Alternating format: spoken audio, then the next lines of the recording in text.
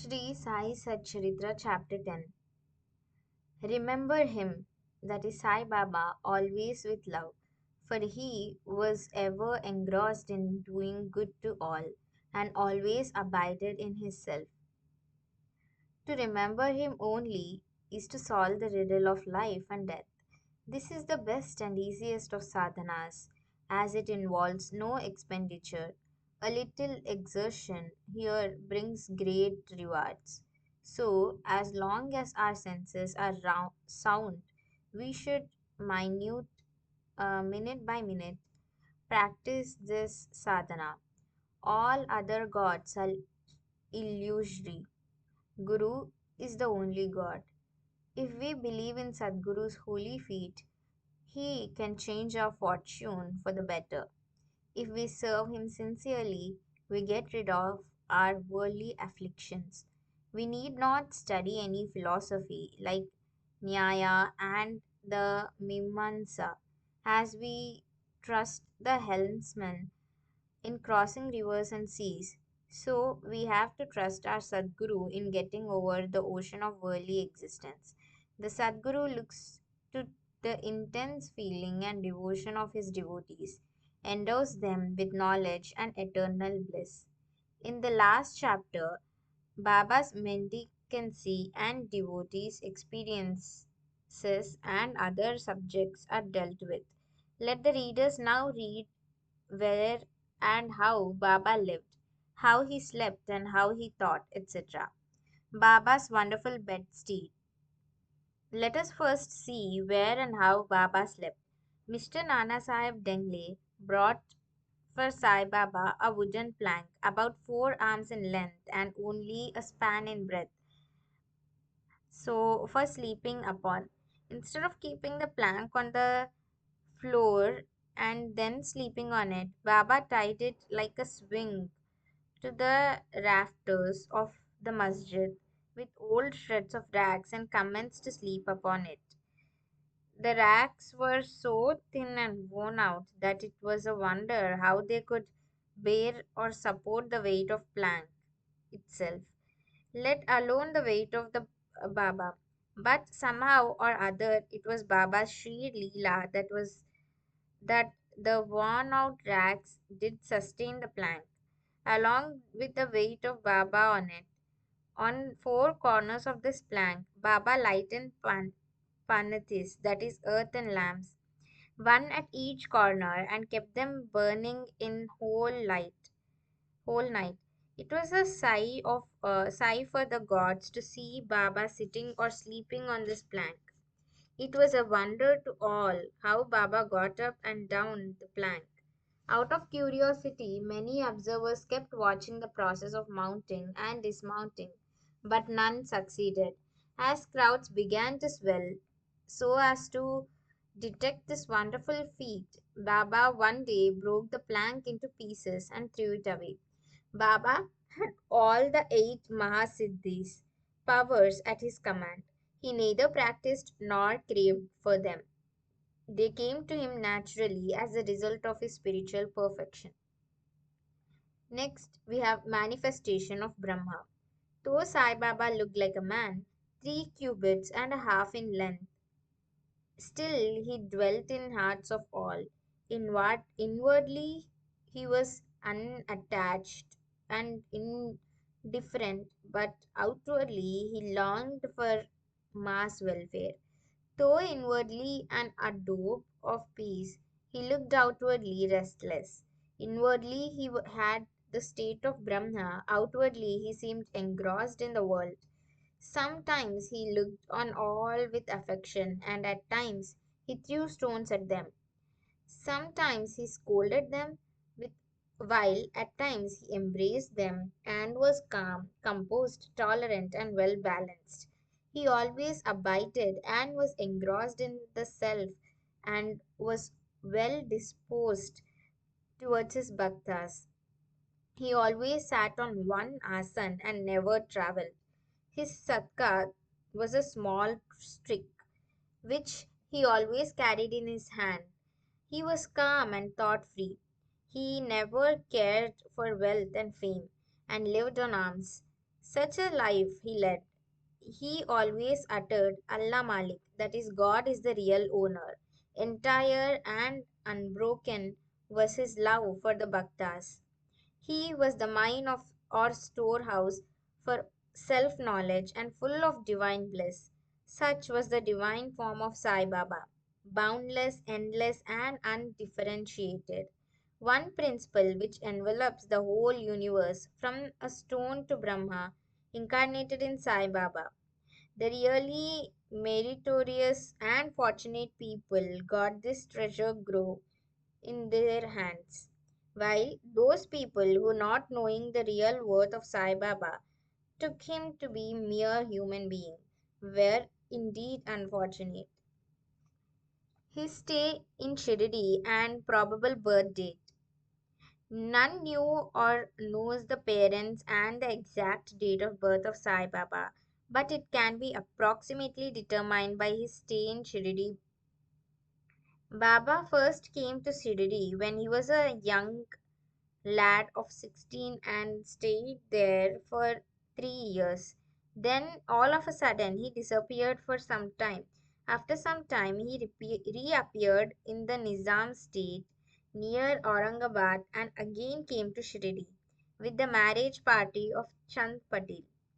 So, when he was about 20 years old, thence he stayed in Shirdi for an unbroken period of 60 years, after which Baba took his Maha Samadhi in the year 1918.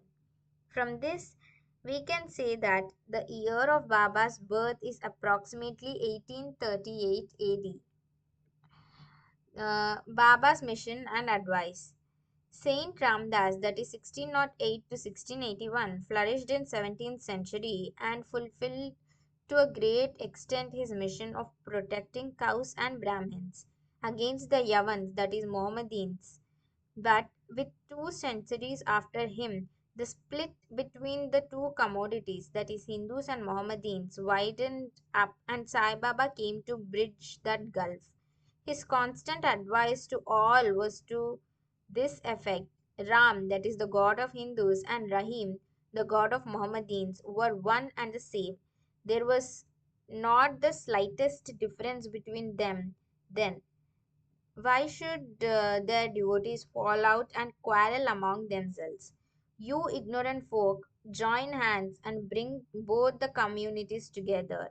Act sanely, and thus you will gain your object of national unity.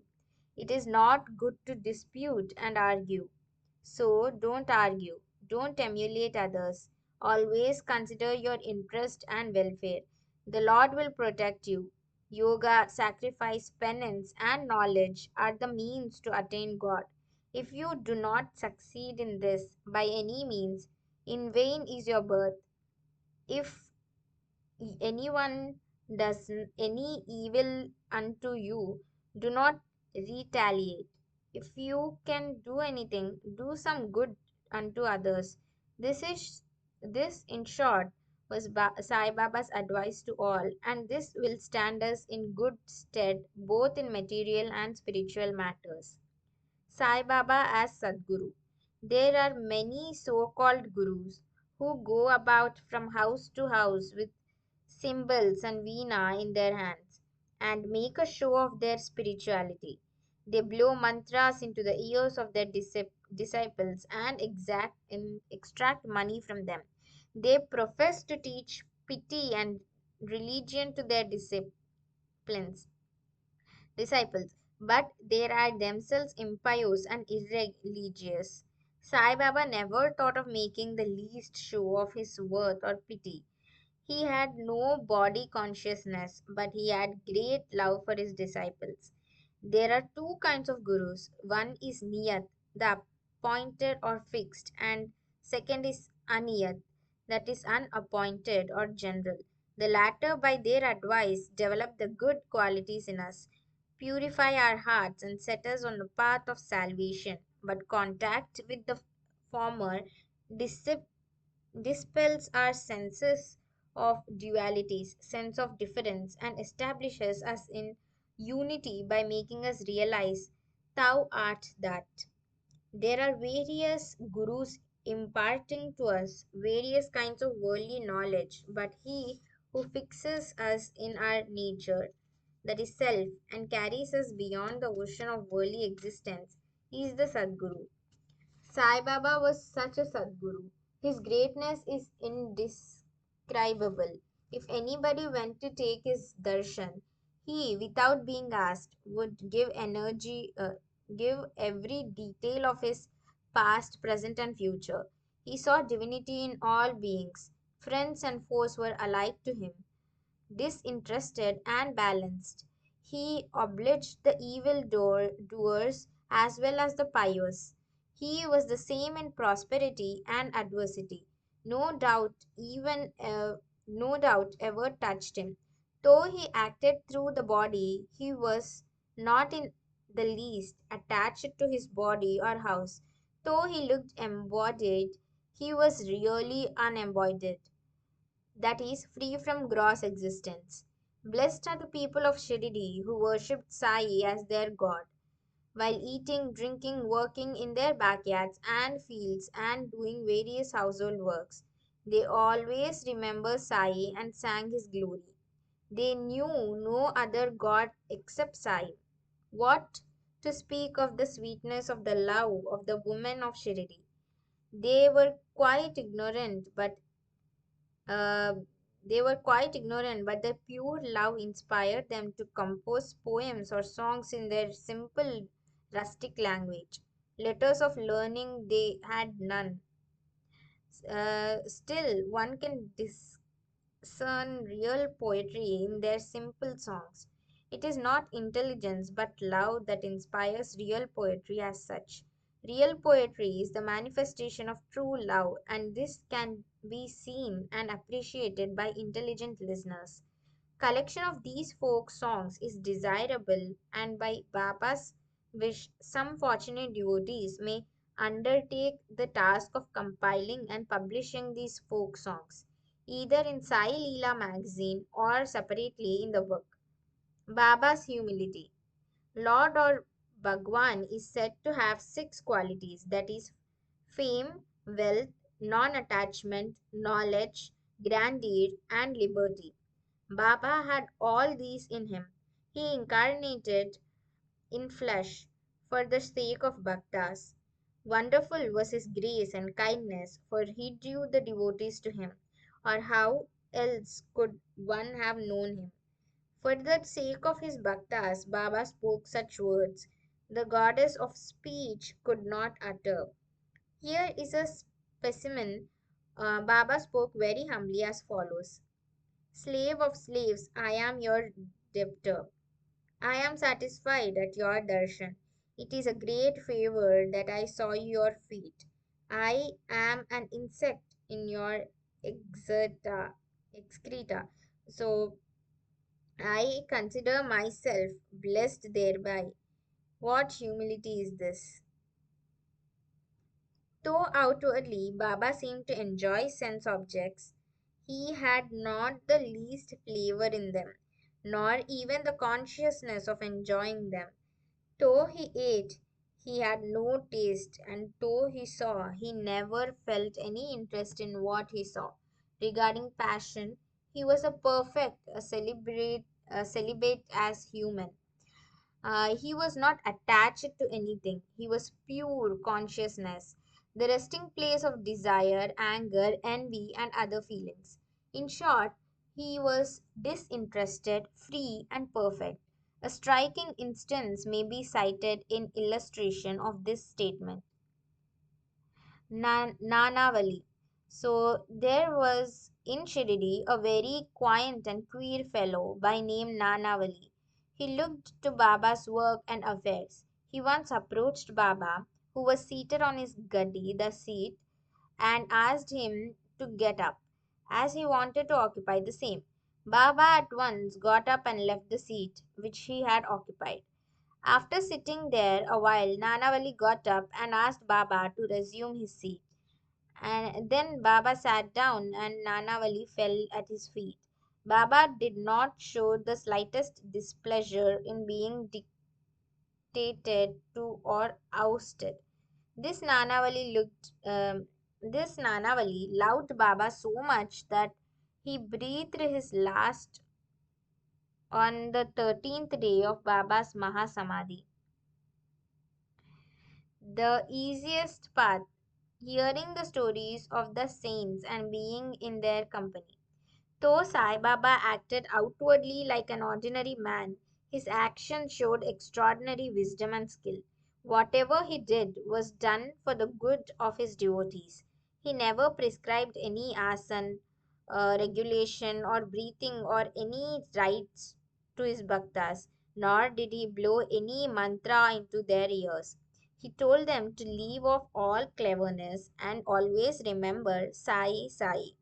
If you did that, he said, all your shackles would be removed and you would be free.